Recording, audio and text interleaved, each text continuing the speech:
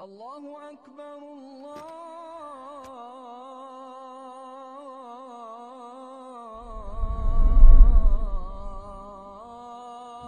إن الحمد لله نحمده ونستعينه ونستغفره ونعوذ بالله من شرور أنفسنا ومن سيئات أعمالنا من يهده الله فلا مضل له ومن يضلله فلا هادي له وأشهد أن لا إله إلا الله وحده لا شريك له وأشهد أن محمدا عبده ورسوله صلى الله عليه وعلى آله وأصحابه يا أيها الذين آمنوا اتقوا الله حق تقاته ولا تموتن إلا وأنتم مسلمون يا أيها الذين آمنوا اتقوا الله وقولوا قولا سديدا يصلح لكم أعمالكم ويغفر لكم ذنوبكم ومن يطع الله ورسوله فقد فاز فوزا عظيما أما بعد Hiçliksiz barcha maqtov, hamd, hamsana g'alamlarning Rabbisi, yo'qdan bor qiluvchi, har bir narsani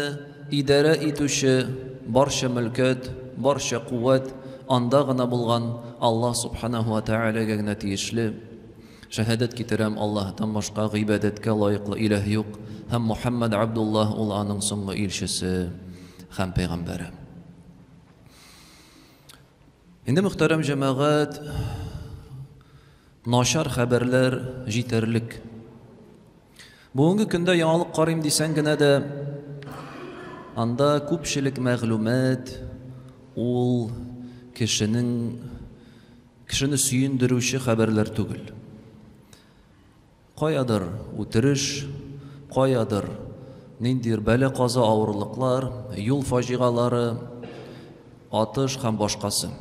Ko'pchilik ma'lumot ul bizning bugungi kunda noshar, birda suyundirmay turgan. Ham shunga ko'ra da munda minbarga minibda xutbani albatta nindidir noshar ma'lumot bilan, noshar informatsiya bilan boshlaysa kelmay, lekin jamoat qo'y bir chaqda aytmishida bo'lmay. Aytmishida bo'lmay ayirusha shusha noshar ma'lumot, shusha noshar mas'ala bilan qayshan o'zingga yish uchrashirga to'g'ri keladi. Nindi mas'ala deganda u g'oila tarqalu, ayirilu, razvod masalasi jamoat. Endi ikkinchi yil bizning muhtasibatimizda qoziyat ishlab keladi, alhamdulillah. Ham shusha 2 yil davrida shoqtiy murojaatlar bo'ldi. Turli masalalar bilan, lekin shusha murojaatlarning 90% deb aytirlik ol er bilan xotin orasida bo'lgan munosabat ayirilu masalasi. Ham umuman hatta biz shahar ko'lam o'zimizning Tubankam rayoni statistikasini qo'ysak-da, endi 2024-yilning jayini iyunda bu statistika keltiriladi. Evet, 70% razvod. Narsa degan so'z ol jamoat? Demak, 10 uylanishning 7si ayriladi degan so'z. 10 par borib uylanishi 7si ayriladi. Demak, uylanishgan parlarning g'oyilalarining hatta yartisi da eson qolmaydi.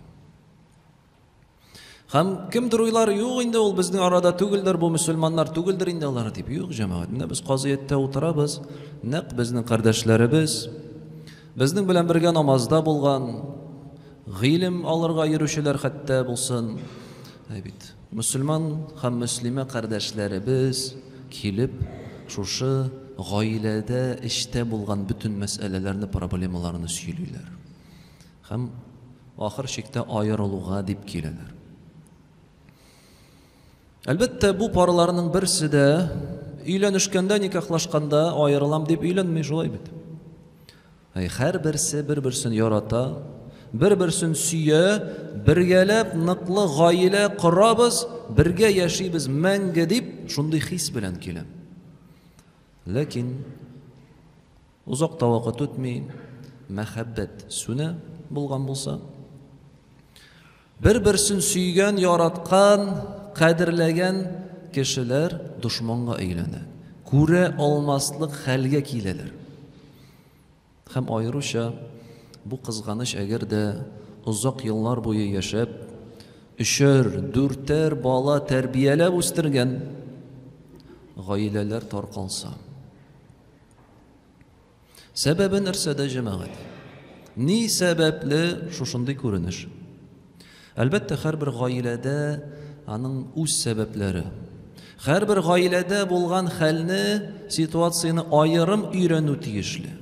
Бөтенесен бер сәбәп кенә дип әйтү авыр, ләкин гаиләдәге аңлашылмаучылык булсын, яисә тормышның башка өлкәләрендә проблема булсынмы, иң элек беренче сәбәп кешенең шушы мәсьәләдә гыйлеме булмавы. Белми ул ничек ир булып яшәргә.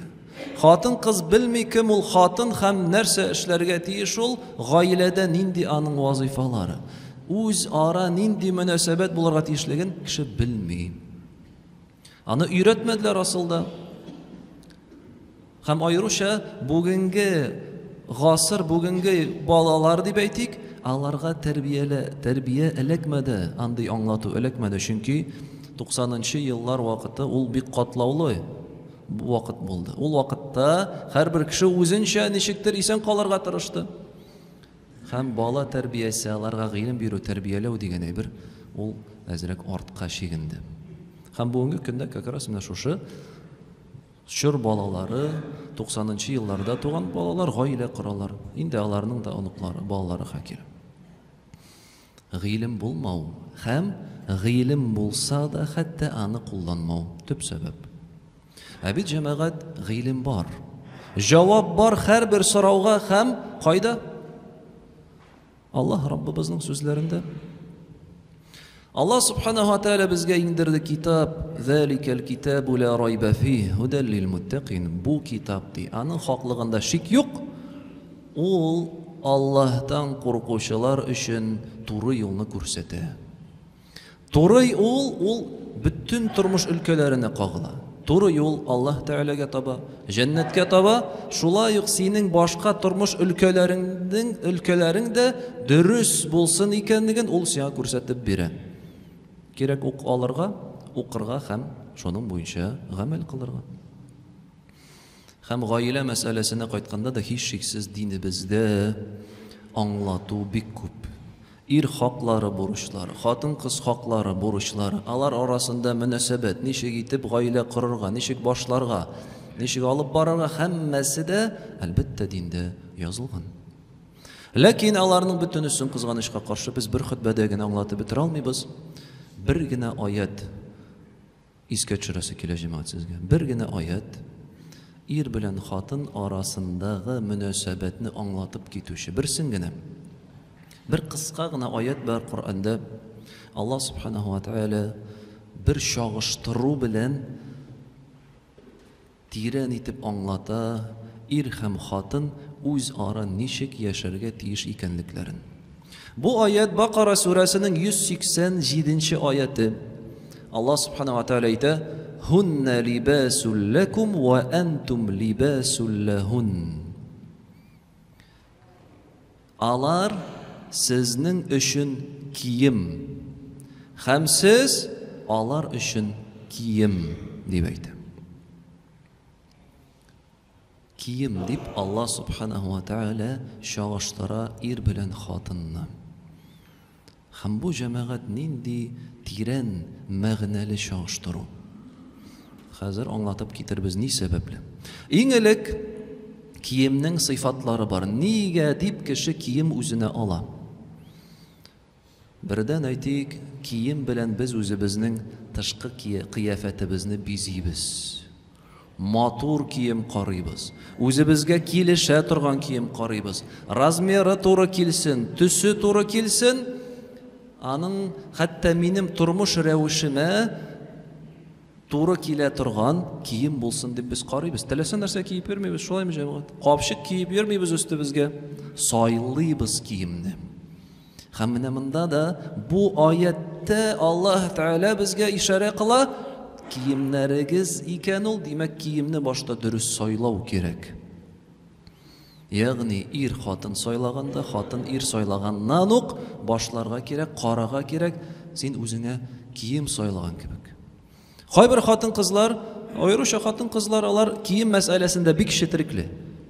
Әллә ничә сәгать сайларга мөмкиннәр. Ну нишләптер гаҗәпләнәсең, кияүгә чыгу дигәндә кайбер чакта уйламыйчы да, кеше белән танышып бетмичә дә, хәтта хәзер бүгенге көндә интернетта махсус танышу урыннары бар, шунда язышалар да, аннары өйләнешәләр. Бер нәрсә белми аның турында, хәтта башка чит илдән бәлки килгәндер ул кеше. Анда ишракларда бар җәмәгать казыяткә киләләр. Мин уйлаган идем ул яхшы кешедер дип, матур яза иде ул дип. Белмәгән, танымаган, чит ил, чит милләт кешесе килеп, интернетта язышкан, өйләшкәннәр, аннары нәрсә? Оказывается, юк, туры килми. Монда Пәйгамбәрбез саллаллаһу алейхи ва саллям нәрсә дип әйтә? Тункахул мар'ату ли арбаин. Хатын кыз 4 әйбергә карап өйләнелә ди. Беренчесе лималиха, аның малына карап өйләнергә була, байлыгына карап. Лихасабиха, аның нәселенә, аның нинди нәселдән булуына карап, аңа карап өйләнергә була. Ли җамалиха, матурлыгына карап өйләнергә була. Һәм 4-нчесе ли диниха, аның динне тотуына карап өйләнергә була ди. Асылда менә шушы 4 әйбергә игътибар итә ир кеше. Хатын кызның байлыгынамы, яисә матурлыгына, яисә нинди гаиләдән булуына, яки диненә карый. Һәм Пәйгамбәрбез саллаллаһу алейхи ва саллям нәрсә ди? Нәрсәсенә игътибар итәргә ди? Фазфар бидати дин. Динле хатын сайла ди үзеңә. Динле хатын сайла. Калганы бөтенсе юкка чыган. Байлык та ул зыянга килергә мөмкин. Аның матурлыгы да вакыт үткәч юкка чыга. Әмма ләкин дине нәрсә? Дине җәмәгать кала. Һәм дине сине яхшылыкка этәрүче була. Хатын кызларга кайтканда, аларга нинди ир сайларгасың? Пәйгамбәрбез саллаллаһу алейхи ва саллям әйтә: "Иза хатаба илейкум ман тардауна динаху ва хулукаху фазаввиджуху." Әгәр дә сезнең берәрегез янына килеп, сезнең кызыгызны кияүгә сорыйлар икән, һәм сез бу кешенең динне тотуыннан һәм хулыгыннан риза икәнсез, бирегез ди кызыгызны. Бер кеше килеп сорый, кызыгызның өйләнергә телим ди. Дине әһәмиятле һәм хулыгы. Әгәр дә шушы 2 сыйфат сезгә, сез аңа ризалашасыз, ул вакытта бирегез ди кызыгызны шушы кешегә. Алай эшләмәсәгез нәрсә ди? Фа илля таф'алу такун фитнатун фил арди ва фасадун арид. Эшләмисез икән алай, белегез, җирдә таралачак бозыклык һәм зур фитнә ди. Шул сәбәпле. Димәк, беренче киемне кигәнче үк без аны сайлыйбыз җәмәгать. Шулай ук өйләнгәнче үк әйбәт итеп, яхшы итеп сайларга кирәк. Күңелдә булган хис кенә түгел, уйларга кирәк. Бу нинди кеше, белешергә, сорашырга. Бер күрүдә генә өйләнеп булмый җәмәгать. Карарга, өйрәнергә. Һәм инде аннан соң киемнең нинди сыйфатлары, нинди аның вазифалары. Кием ул кешенең гаурәтен каплый. Кием безнең гаурәтне каплый. Безнең кешеләргә күрсәтергә теләмәгән урыннарыбызны без нәрсә белән каплыйбыз? Кием белән каплыйбыз. Аллаһ субханаһу ва тааля үзе аны искә ала Кур'анда: "Я бани Адама, кад анзална алейкум либасан ювари сауатикум." Эй Адам балалары, без сезгә иңдердек кием гаурәтләрегезне капласын өчен ди. Һәм менә монда ир белән хатынны чагыштырганда, нәрсәдән без каплыйбыз бер-беребезне? Без бер-беребезнең кимчелекләрен каплыйбыз. Ягъни күз йома белергә кирәк. Кеше идеальный булмый. Бүтән әйберне дә син ошатырга мөмкин түгелсең. Аллаһ Тәала үзе дә әйтә нәрсә ди? "Ва аса ан такраху шай'ан ва ядж'ал Аллаһу фиһи хайран каthira." Сез нәрсәдер яратмаска мөмкин шушы хатыннарыгызда. Ләкин Аллаһ Тәала менә ул урында сезгә бик күп хәерлелек бирергә мөмкин ди. Хатасыз кеше булмый. Ләкин бер-береңнең кимчелекләрен күрә белмәскә күз йома белергә кирәк. Бу әлбәттә аеруча иратларга кагыла җәмәгать. Allah subhanahu wa ta'ala Qur'anda ayta: "Wa lahunna mithlu allazi alayhinna bil ma'ruf." Xotin qizlarning bordi, haqlari, burushlari bo'lgan kebek. Alarning erlar qarshында burushlari bor, lekin alarning bor hatto haqlari da valir rijali alayhinna daraja. Lekin erlar xotinlar ustunda darajalardir, ustundir. Hamda şu oyatni anglatganda Abdullah ibn Abbas ismli sahaba ayta: "Narsa bilan er kishi xotindan ustun? O'zining tilasa nindi vaq masalalarga ig'tibor etmi biluvi bilan deydi. Şunun bilan er kishi ustun. Bu er kishi sifati. Agarda ul har bir vaqtga ig'tibor eta boshlab, shuning shu sababli tovush chiqara boshlaykan, bu уже bu anglatuv bo'yicha er kishi sifati tug'il jamoat. Er kishi ustun mana shu vaq masalalarga ko'z yuma bila ol, ig'tiborsiz qoldira bila. Qoplay o'z-o'zimizning kimchiliklarimizni qoplaymiz ham ahamiyatli masala bir jamoat. Oila ishindagi bo'lgan aybirlarni yashirishga, shitga chiqarmasqa. Kim bo'luvina qaramasdan, sening tug'aning mol, sening yaqin do'sting mol, bir kishida oila ishida bo'lgan voqeani bilirga tegish tugul. Zorlanu, anda ashulanu, zorlanu bo'lirga tegish tugul. Xotin qiz anisini zorlanmasin, erim shunday deb. Er xotinin ashulanmasin boshqalari qarshında. Ham umuman hatta o'zaro munosabat turunda da söylashirga yaramay er bilan xotin orasida. Ham shunday bir hikmatli bir so'z keltiriladi. Bir er kishidan so'raylar, xotinin ayirarga tilagan er kishidan so'raylar. Nega deysinani ayirasan? Narsasini o'shatmaysan? Bu kishi ayta, aqlli kishi o'z xotini turunda noshar so'z aytmaydi. Aqlli kishi o'z xotini turunda noshar so'z aytmaydi. Sen o'z xotining turunda noshar so'z aytirga mumkinsin, sen bitan bilan yashaysan. Agarda u noshar ekan, demak sen o'zing da noshar. Andan so'ng oxir chekda bu kishi ayira xotinin, andan so'raylar endi yarar endi hozir u sening xotining tugil bit, ayt endi nega ayirding dey. Bu kishi ayta, menim dey shit kishi xotinimda ishim yo'q dey. Menim ishim yo'q, menim xotinim tugil, u shit kishini ko'ri. Nega men shit kishi xotini turunda narsadir suylab yurim deb ayta. Qarag'iz jamoat. Ne bu hikmat. Nimda qoziyatda o'tirasan jamoat. Yarar ayrilishganlar bo'lsin, andan so'ng kelalar nindir boshqa masalalar bilan. Bola ta'min etu, bolani opeka masalalari, bütün narsa suylaylar.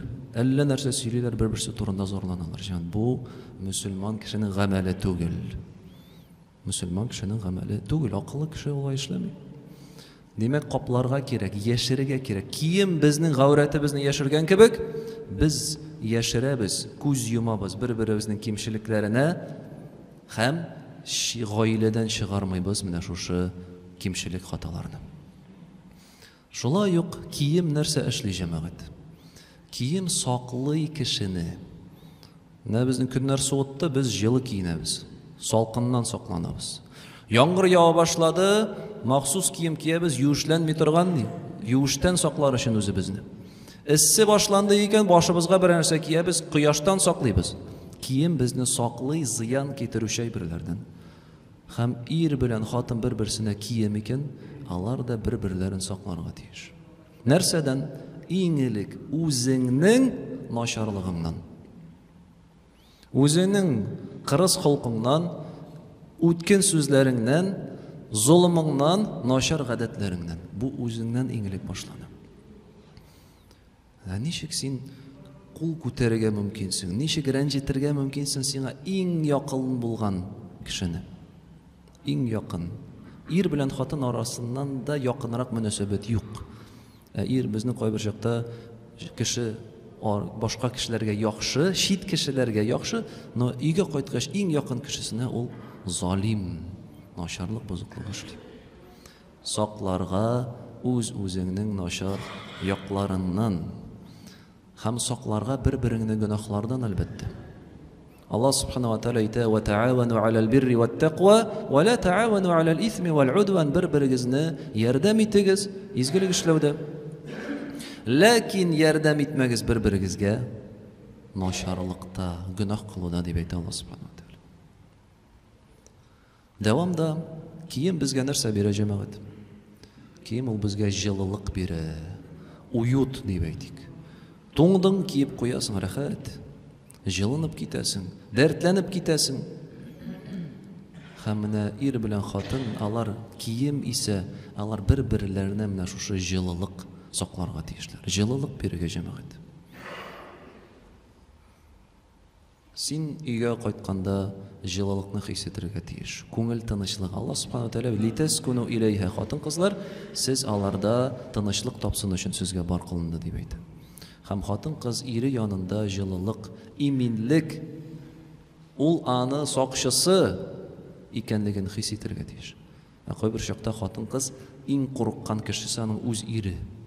Калтырап тора ире янында. Нәрсә эшләр микән? Нәрсә әйтер микән? Нәрсә нинди гамәл кылыр микән дип җәмәгать. Юк, бу гаилә булмый. Бу кешеләр бер-берсенә кием булмый. Шуннан соң бу җылылыкны саклау усулларын кулланырга. Күп кенә вакытта гаилә башында бөтенесе бар. Бер-беребезгә бүләк бирү, яхшы матур сүзләр әйтү, кочаклап алу, башкасы. Вакыт үткән саен аеруча өлкәннәр арасында, безгә кирәк түгел инде ул ди. Без инде нәрсә инде. Бүләкләр дә юкка чыга, җылы сүзләр дә юкка чыга. Бит Пәйгамбәрбез саллаллаһу алейхи ва саллям нәрсә ди? Тахадду тахаббу, бүләк бирегез, бер-берегезне яратырсыз ди.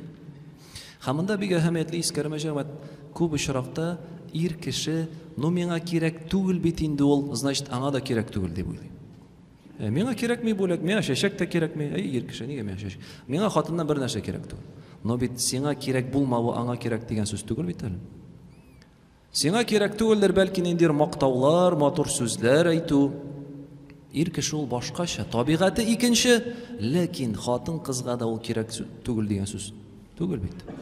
Монда менә онытмаска кирәк. Ир ул аерым бер зат, хатын-кыз аерым бер зат. Һәрберсенең үз холкы, үз гадәтләре, үз таләпләре бар. Шуңа күрә дә бу таләпләрне бер-береңә игътибарны бирергә кирәк җәмәгать. Менә бу җылылыкны сакларга һичшиксез. Ягъни тырышмыйча, гаилә үзеннән үзе сакланмый.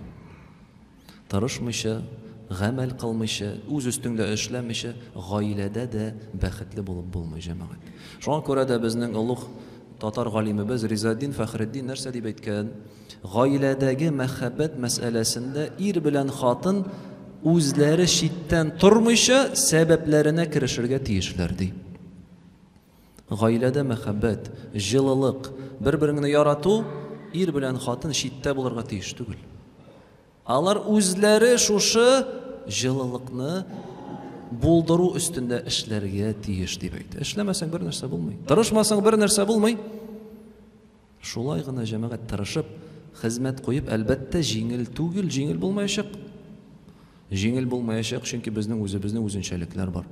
Ниндидер холкыбыз бар, һәрбер кешенең үз тәрбиясе, үз гадәтләре, ләкин бер-береңә шулай сөеп, түзеп, сабыр итеп яши белергә кирәк. Һәм әлбәттә хәтта шайтанның да иң зур кылган гамәле ул ир белән хатын арасын айырса. Иң зур казаныш. Ничек хадистә килә, Пәйгамбәрбез саллаллаһу алейхи ва саллям әйтә, шайтанның, иблиснең гәрше су өстендә ди. Һәм ул үз хезмәткәрләрен җибәрә төрле вазифалар белән, һәм алар килеп аңа отчет ясыйлар. Мин бүген менә шундый начарлыкка өйрәттем кешене, мин бүген менә шундый начарлыкка өйрәттем кешене дип, аларның күбесенә әйтә, син бер нәрсә эшләмәгәнсең дип әйтә ди. Ләкин әгәр дә берсе килеп, мин ди, менә шушы ир белән хатын арасын боздым дисә, шайтан әйтсә, син булдырдың ди, дәвам ит ди. Дәвам ит шушы гамәлеңә. Монда камашаулаучы факторлар күп, яки җәмәгать, әгәр дә эшләсәк, тырышсак, аның нәтиҗәсе нинди була? Бәхетле, ныклы, яхшы, тату гаилә. Яхшы гаилә, тату гаилә ул җәмгыятьнең ныклы, өметле булуына нигез һичшиксез. أقول قولي هذا واستغفر الله العظيم الجليل لي ولكم ولسائر المسلمين فاستغفروه إنه هو الغفور.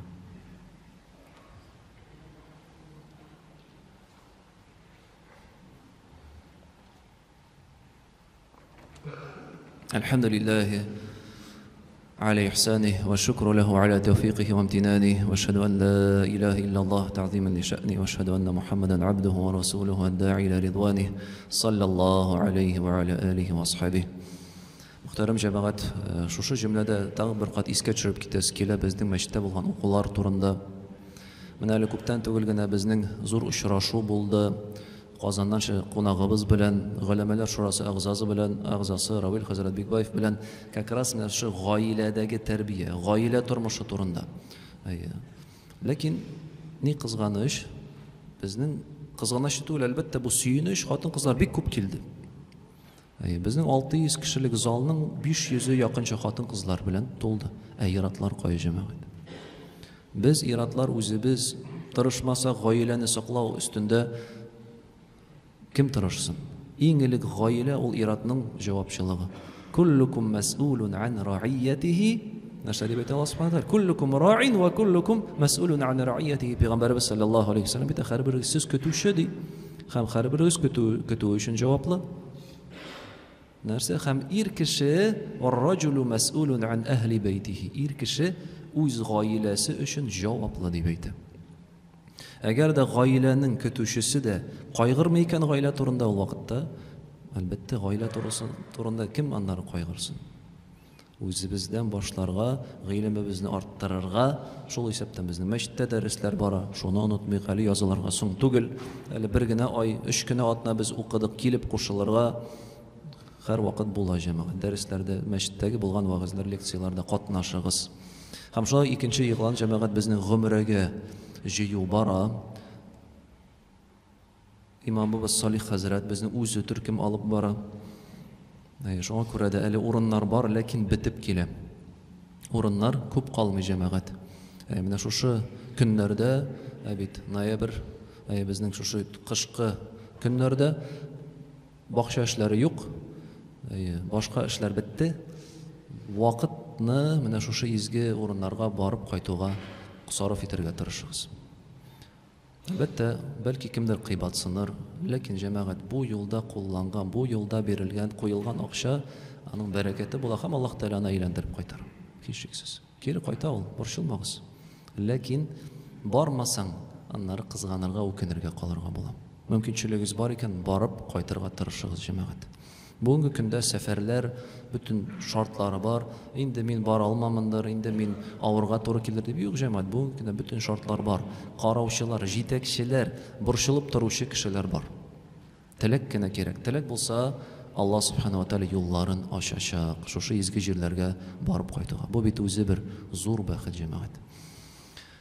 إن الله وملائكته يصلون على النبي يا أيها الذين آمنوا صلوا عليه وسلموا تسليما اللهم صل على محمد وعلى آل محمد كما صليت على إبراهيم وعلى آل إبراهيم إنك حميد مجيد اللهم بارك على محمد وعلى آل محمد كما باركت على إبراهيم وعلى آل إبراهيم إنك حميد مجيد اللهم أعز الإسلام والمسلمين آمين اللهم أعز الإسلام والمسلمين آمين اللهم أعز الإسلام والمسلمين آمين وأذل الشرك والمشركين آمين عباد الله إن الله يأمر بالعدل والإحسان وإيتاء ذي القربى وينهى عن الفحشاء والمنكر والبغي يعظكم لعلكم تذكرون.